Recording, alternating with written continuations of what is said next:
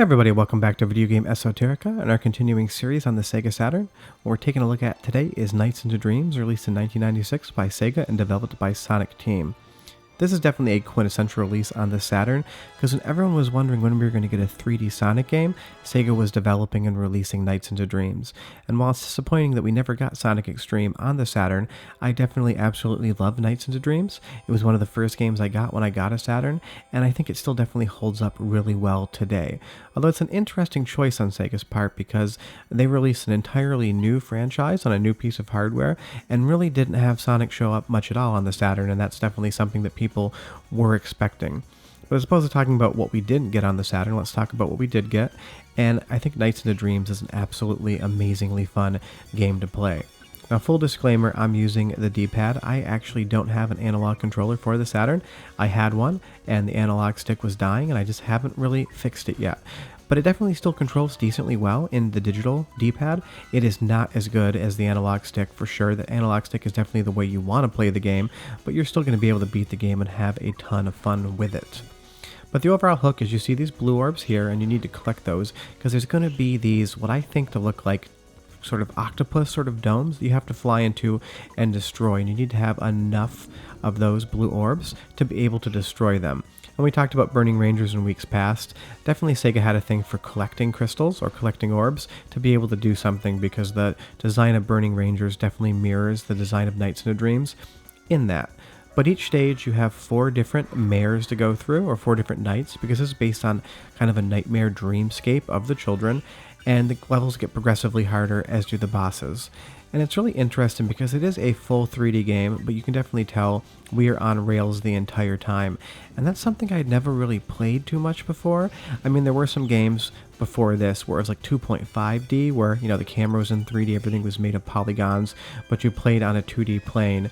And Nights into Dreams seems to be an evolution of that design, where you don't have full control of your character, but you're definitely moving around the level in 3D. And you'll see that there's different boosts to hit, there's different rings to go through to increase your score. There's a lot going on in each stage, and there's secrets to discover all over the place, some alternative paths here and there. But the main hook is you are competing against that timer the entire time you're playing. You can see it's counting down from 60 right now, and every time you complete one of the 4 areas in a level, the timer resets and you start again. And I will say the timer is quite generous. Normally, I don't have any issues with the timer in levels. It's actually the boss fights where I have issues with the timer, and I'll tell you about that when it comes up. But as far as the gameplay is concerned, it's just spectacular. Sega in the 90s was innovating across, home consoles, across their arcade hardware.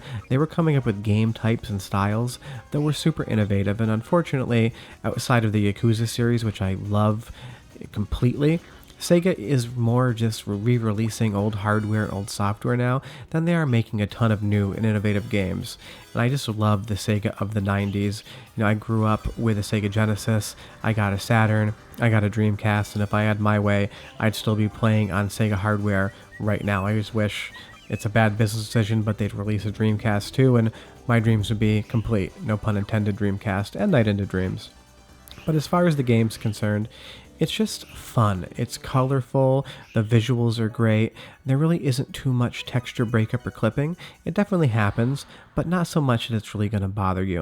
And you'll see here, we got a C grade on that level, and that's just because of what our score was and how long it took us to complete it. And if you do better, you get a higher grade. And now you'll see we're on to the first boss fight.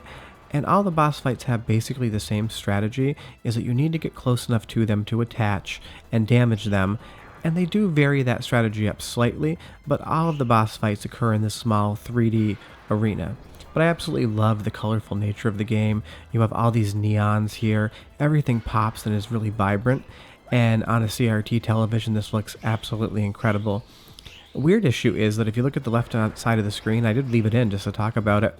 If you are playing this game in RGB, through SCART, or through FrameMeister, you're going to see that there's a little edge there that's showing all the different colors that are occurring on screen at once. Just a little weird artifact. I decided to leave it in and talk about it because it seemed fun.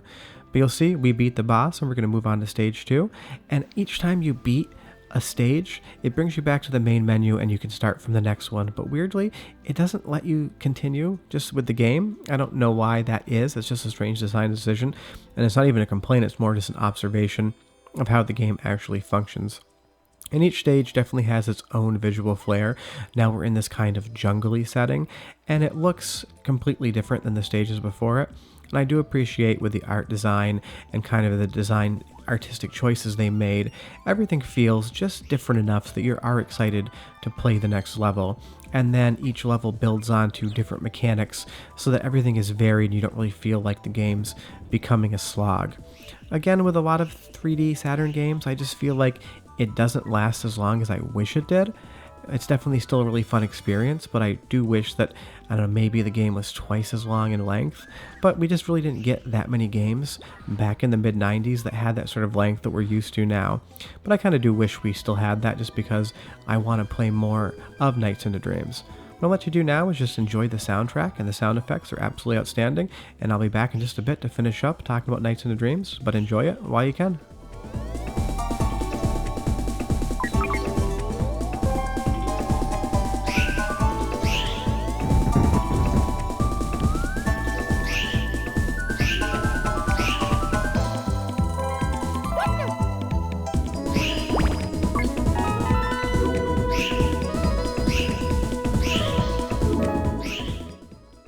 Alright, now we're going to move on to the second boss, and I do like that previous area where you get that top-down view.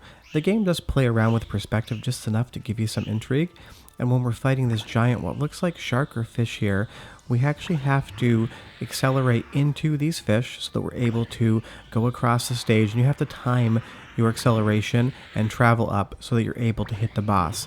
It's not too hard, we defeat him pretty quickly, but it's definitely something that you have to be aware of your surroundings and kind of time everything up. And I do appreciate that some of the boss fights are just get as close to the boss as you can and damage them, and some boss fights are more strategic like that. And the game does like varying up its gameplay style and giving you just enough to be interested. I don't understand what goes on with like that texture warping in the ground there. It looks more like an effect than an issue with the hardware, because it almost has a fisheye effect, and that is partially because when we were talking about Sonic Extreme earlier, some of the development of that game was using the Knight's boss engine, which has a really kind of fisheye 3D look to it. So it's just kind of a little bit of a interesting tech fact about the game, because you can see the ground deforms, and that's definitely not some sort of visual error, it's just a design choice. And I do like when you get into these interior areas as well, because all of a sudden gravity starts changing and you're able to bounce off the ceilings and off the floors to be able to better control your character. So just when you're kind of maybe getting a little tired of flying outdoors and doing the loops, the game lets you indoors and gives you a completely different way to control the character and a completely different feel.